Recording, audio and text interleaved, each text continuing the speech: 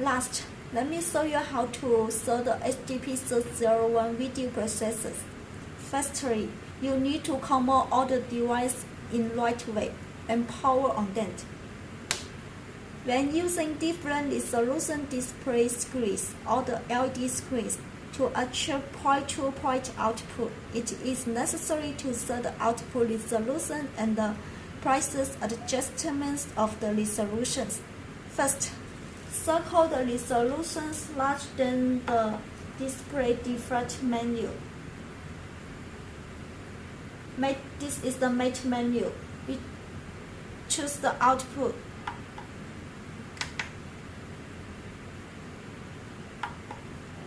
The output control to the config resolution settings. So we adjust the output resolutions.